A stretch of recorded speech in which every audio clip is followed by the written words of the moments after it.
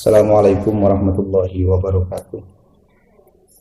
Bismillah, alhamdulillah, wassalatu wassalamu ala rasulillah wa ala alihi wa sahbihi wa mawalah. La hawla wa la quwata illa billah, amma ba'da.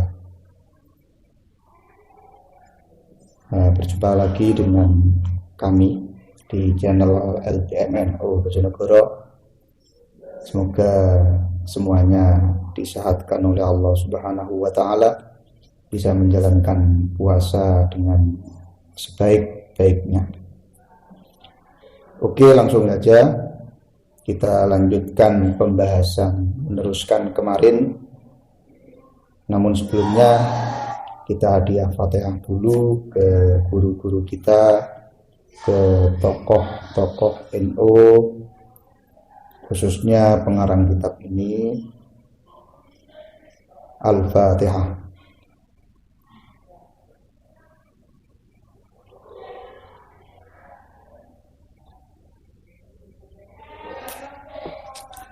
Bismillahirrahmanirrahim.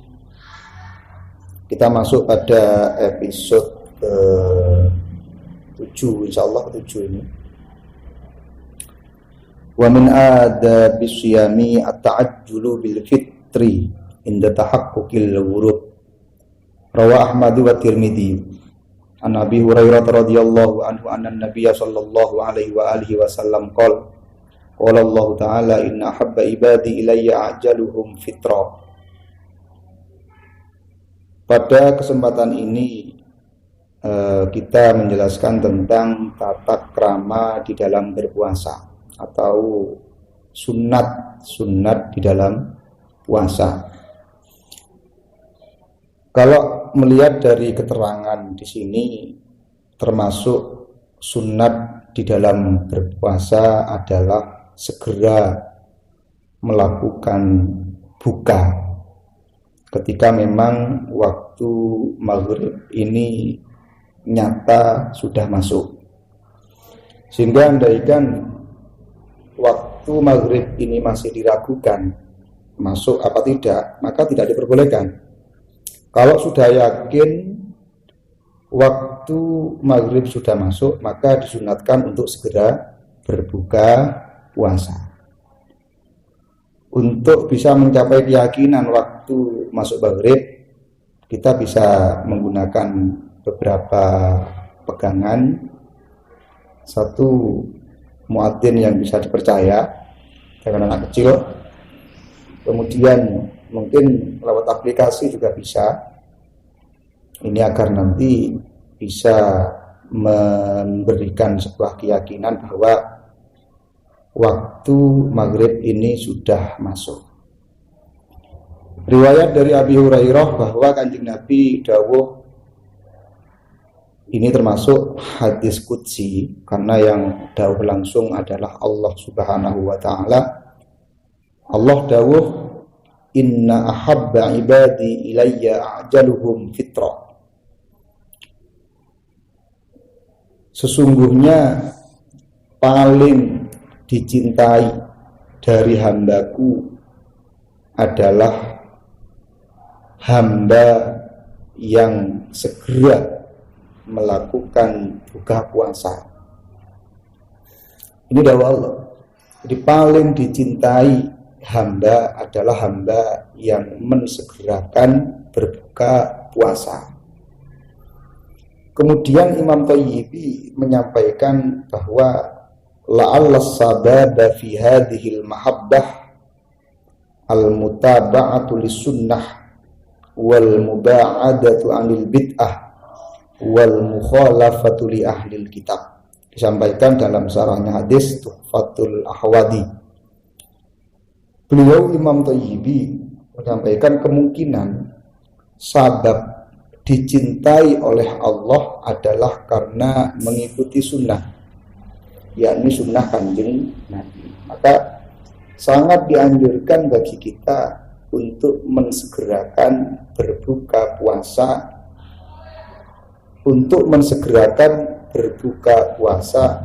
jika memang waktu maghrib ini nyata-nyata sudah masuk. Wa min adzabis siyami al-iftaru ala rutabin. Fa illam yajid fa ala tamrin. Fa illam yajid fa ala ma'in. Rawa at-Tirmidzi wa ghairuhu. An Anas radhiyallahu an Nabiy sallallahu alaihi wasallam kana yuftiru qabla ay yusalliya ala rutabatin fa illam yajid rutabatin fatamaratin fa illam yajid tamaratin hasawatin mim ma'in. Termasuk dari sunat berpuasa adalah berbuka dengan menggunakan kurma basah. Maka jika tidak ditemui kurma basah, tidak punya, maka dianjurkan untuk berbuka dengan menggunakan kurma garing. Kalau memang tidak ada semua, maka dianjurkan untuk berbuka menggunakan air saja. Sebagaimana diriwayatkan oleh Imam Tirmidzi, riwayat dari Anas bin Malik, bahwa Kanjeng Nabi itu melakukan buka puasa sebelum beliau sholat. Berbukanya Kanjeng Nabi ini dengan menggunakan beberapa kurma basah. Menggunakan beberapa kurma basah. Kalau melihat dari lafadznya jamak ala rutobatin, maka dianjurkan 3 saja.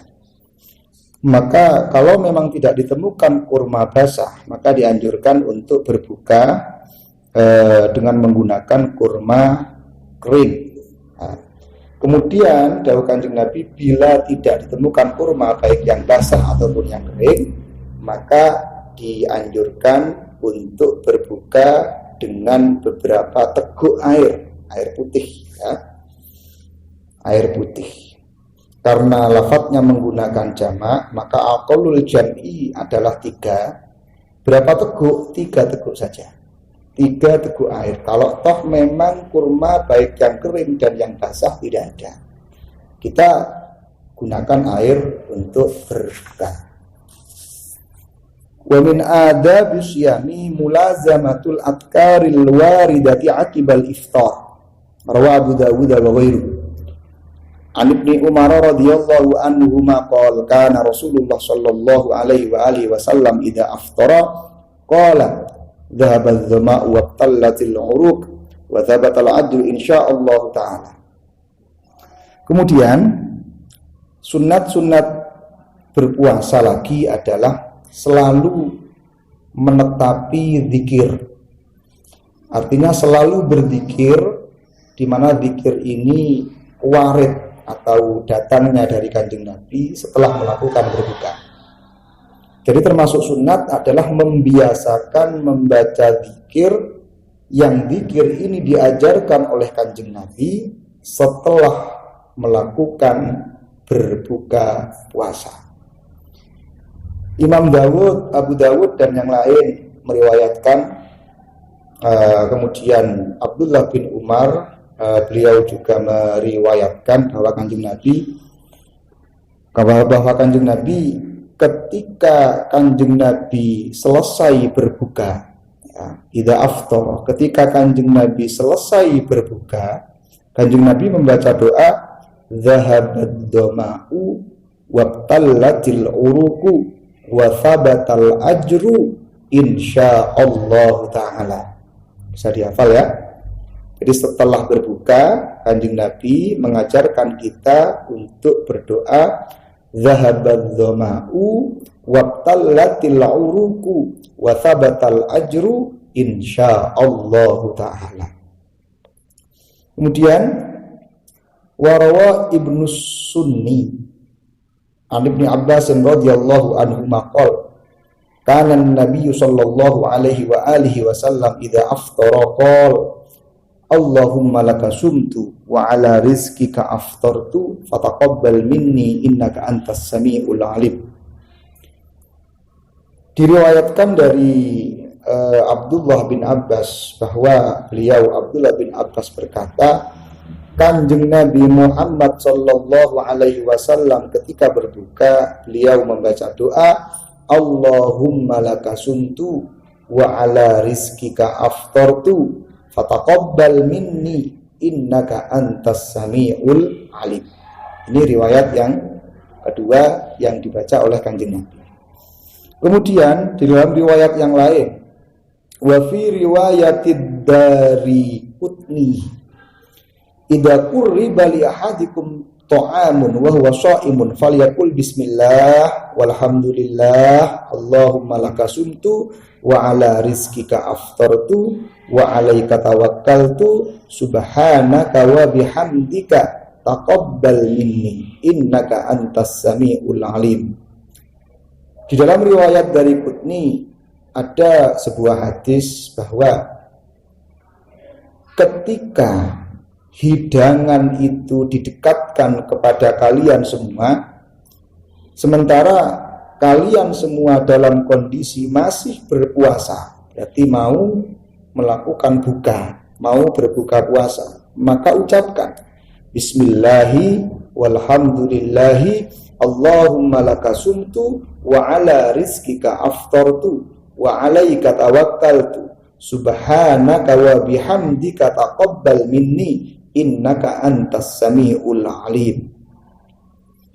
Wa rawa Ibnu Sunni an Mu'adz bin Zuhrata qala kana Rasulullah sallallahu alaihi wasallam idza aftara qala alhamdulillahilladzi a'anani fasumtu wa razaqani fa aftartu.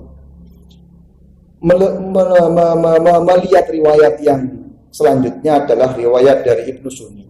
Ini diriwayatkan oleh Mu'adz bin Zuhrah bahwa Kanjeng Nabi Muhammad sallallahu alaihi wasallam ketika selesai berbuka, beliau berdoa dengan membaca alhamdulillahilladzi a'anani fasumtu wa razaqani fa aftartu. Ini banyak riwayatnya. Ini yang dibaca. Wa yustahabbu ayyukthira minad du'a indal iftar li'annahu mujabun. Disunatkan untuk memperbanyak doa ketika berbuka. Kenapa? Karena doa yang dibaca ketika berbuka ini adalah doa yang dikabulkan oleh Allah. Entah doa yang kuarit atau ditambah dengan doa-doa yang lain, monggo. Yang jelas perbanyak doa ketika melakukan buka, entah sebelumnya atau selesainya, perbanyak untuk melakukan doa. Qala sallallahu alaihi wa alihi wasallam, salafatun la turaddu da'watuhum as-shaimu hina yuftiru wal imamul adilu wa da'watul madlumi yarfa'uha Allahu fawqal ghamam wa tuftahu laha abwabus samai wa yaqulu rabb wa izzati wa jalali la ansurannaka walau ba'da hinin rawahu at-Tirmidzi wa hassanahu. Di dalam sebuah hadis Kanjeng Nabi menyampaikan dawuh bahwa ada 3 orang yang doanya tidak ditolak oleh Allah. Berarti ada 3 orang yang doanya ini dikabulkan oleh Allah. Pertama adalah as-shaim hina yuftir, orang berpuasa. yakni orang yang berpuasa ketika dia berbuka. Orang yang berpuasa ketika dia berbuka, maka doanya tidak ditolak oleh Allah. Yang kedua, pimpinan yang adil. Ini juga doanya tidak ditolak oleh Allah. Kalau penjelasan Imam Ghazali dalam hal kepemimpinan, bahwa kepemimpinan itu termasuk sebaik-baiknya ibadah. Al-imarah wal khilafah min afdalil ibadat. Ini dawuh Imam Ghazali. Tentu ada syaratnya. Dia anggap paling utamanya ibadah kalau toh memang pimpinan ini bisa adil, pimpinan ikhlas di dalam memimpin. Nah, ini sulit ini. Ini doanya pimpinan yang adil tidak ditolak oleh Allah dalam arti diterima. Wa da'watul madlum, yang ketiga, doa yang tidak ditolak oleh Allah adalah doanya orang yang dianiaya. Allah mengangkat doanya orang yang dianiaya sampai tembus melewati langit. Kemudian pintu langit dibuka. Allah dawuh, wa izzati wa jalali, demi keagunganku akan saya tolong kamu sekalipun sudah lama waktunya. Jadi bahaya orang yang dianiaya, andaikan berdoa, itu doanya itu dikabulkan oleh Allah.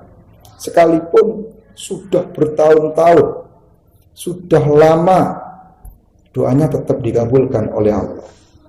Ini yang ketiga. Maka melihat dari penjelasan di dalam syarahnya, yakni di sebuah kitab namanya Faidil Qadir, ada penjelasan walau ba'da ini, artinya doa dari orang yang dianiaya sekalipun sudah lama ini diterima oleh Allah. Maksudnya sekalipun setelah masa yang lama adalah, satu pengertiannya adalah al-hin yusta'malu limutlaqil waqti. Jadi kata-kata hin walau ba'da hinin yang artinya adalah waktu atau masa, ini digunakan untuk mutlaknya waktu. Maka bisa diartikan sekalipun sudah waktu yang lama. Al-hin itu juga bisa diartikan masa 6 bulan. Maka doa dari orang yang dianiaya sebelum lewat 6 bulan, kok dia berdoa dikabulkan oleh Allah. Kemudian ada yang mengertikan al-hin adalah arba'ina sanatan, 40 tahun. 40 tahun. Maka lama ini. Doanya orang yang dianiaya sekalipun sudah lama waktunya, selama tidak melewati 40 tahun, ini diterima oleh Allah, ditolong oleh Allah madlum itu, diterima doanya oleh Allah. Ini maksud daripada hadis walau ba'da hinin, sekalipun sudah lama waktunya. Kebenarannya wallahu a'lam, apa memang mutlaqul waktu atau 6 bulan atau 40 tahun, ya wallahu a'lam bimuradihi. Kemudian wa kana Abdullah ibn Amr radhiyallahu anhuma yaqulu inda fitrihi Allahumma inni as'aluka bi rahmatika allati wasi'at kulla syai'in an taghfirli dzunubi. Abdullah bin Umar ini ketika berbuka beliau membaca doa, Allahumma inni as'aluka bi rahmatika allati wasi'at kulla syai'in an taghfirli dzunubi. Sudah, jadi kesimpulan di dalam yang kita baca dari awal itu adalah perbanyak doa ketika melakukan buka puasa. Sebab doa ketika melakukan berbuka atau doa yang dibaca pada waktu berbuka, yakni selesai kita berbuka, ini termasuk doa yang tidak ditolak oleh Allah. Riwayatnya banyak doanya, tadi doanya sudah banyak. Maka yang perlu untuk kita lakukan adalah pilih salah satu dari doa yang kuwarid. Kalau perlu kita tambahkan doa yang lain. Kalau toh memang kita mampu, kumpulkan doa itu. Mungkin namanya jam'ul adiyah, yakni mengumpulkan beberapa doa yang riwayatnya berbeda-beda. Ini malah yang paling baik, ya. Kalau toh memang tidak bisa, maka pilih salah satu doa yang warid dari Kanjeng Nabi. Kalau toh memang tidak bisa menggunakan bahasa Arab, tidak bisa, kemudian doa yang warid dari Nabi kita tidak hafal, ya berdoa saja dengan lughat yang Anda bisa, dengan bahasa yang kita bisa, Indonesia, Jawa, atau bahkan kalau Anda bisa pakai Madura juga tidak apa-apa. Karena Allah Maha Ta'ala, yang penting mau apa tidak kita berdoa.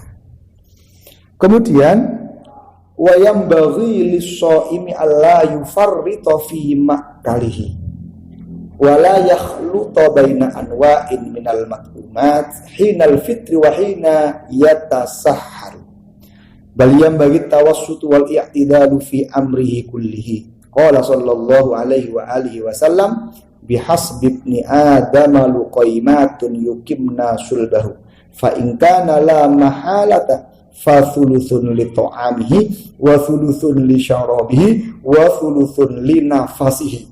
Rawahu Tirmidzi wa Ibnu Majah. Kemudian dianjurkan, ini ada anjuran ya, anjuran untuk orang yang berpuasa ketika berbuka adalah tidak over atau tidak berlebihan di dalam makan, ya, tidak berlebihan di dalam makanan, dan tidak mencampur jenis makanan baik ketika berbuka dan ketika sahur. Jadi jenisnya dikumpulkan, ada dagingnya juga macam-macam, kemudian ada selain daging, kemudian sayurnya juga macam-macam. Ini anjurannya jangan mengumpulkan beberapa jenis makanan ketika berbuka dan ketika sahur. Sekalipun ada banyak, ya tetap kita ambil satu saja. Lauknya, kemudian sayurnya juga jangan dicampur macam-macam, dibuat kesempatan. Karena mumpung dari siang tidak makan, akhirnya kan pelampiasan diambil semua. Ini tidak sesuai dengan tata krama. Bal yambaghi at-tawassut wal i'tidalu fi amrihi kullihi. Tapi yang baik adalah sedang-sedang saja dalam semua hal, termasuk semua hal pokoknya. Sedang-sedang saja, jangan berlebihan dalam makanan, karena kita urusannya dalam masalah ini adalah makanan ya biasa-biasa saja. Kemudian apa sajalah, pakaian juga biasa-biasa saja, nggak usah over. Bal yambaghi at-tawassut wal i'tidalu fi amrihi kullihi. Qala sallallahu alaihi wa alihi wasallam. Kemudian ada sebuah hadis Kanjeng Nabi dawuh bahwa yang cukup bagi manusia adalah beberapa suap. Kalau dalam hadisnya redaksinya bihasbi ibni adama luqaimatun yukimna sulbahu. Cukup bagi manusia beberapa suap saja. Namun beberapa suap itu kan kita mesti bingung, beberapa suap itu berapa. Bisa jadi beberapa suap itu 20. Akhirnya banyak kalau ditakar dalam piring. Beberapa suap itu kalau menurut lafadznya luqaimatun itu kan termasuk jam'ul qillah ya. Jam'ul qillah itu di bawah 10. Itu jam'ul qillah. Maka melihat redaksi yang cukup bagi manusia itu jangan melebihi 10 suapan. Jangan melebihi 10 suapan. Yang penting tubuh ini sudah kuat untuk melakukan ibadah, untuk melakukan taat, cukup. Lah, ini kalau melihat redaksi hadisnya. Kalau toh beberapa suap tidak mampu, artinya kita terbiasa lebih, maka sepertiga saja. sepertiga. Kenapa? Bahasa sepertiga itu kan melihat dari isi perut. Melihat dari isi perut. Kita andaikan perut itu bulat ya. Nah, perut itu bulat, kemudian perut itu kan dibagi tiga. Ada ruangan untuk makanan, kemudian ada ruangan untuk minuman, ada ruangan untuk nafas. Maka kalau toh beberapa suap ini tidak mampu karena terbiasa banyak ya, maka usahakan jangan melebihi sepertiga makanannya ya, agar nanti nafas ini tidak sesak. Nah kalau nanti separuh diisi makanan, sepertiga nanti diisi minuman, maka buat nafas itu gak ada. Ini secara akal kan begitu. Untuk nafas tidak ada, maka jangan melebihi sepertiga, karena perut itu juga punya hak ya, punya hak. Itu aturannya, ataupun yang baik dilakukan ketika buka ataupun ketika sahur. Usahakan luqaimatun, beberapa suap saja, jangan melebihi 10 suapan. Kalau tidak bisa, jangan melebihi sepertiga dari isi perut ya, sepertiga untuk makanan perut ini, kemudian sepertiga untuk minuman, sisakan sepertiga untuk nafas kita. Itu yang bisa saya jelaskan pada kesempatan kali ini. Semoga bisa diambil manfaat ya. Semoga diberi taufik oleh Allah, pertolongan oleh Allah, bisa melakukan ibadah puasa di bulan yang suci ini dengan cara maksimal. Wabillahi taufik wal hidayah wal ridha wal inayah. Wassalamualaikum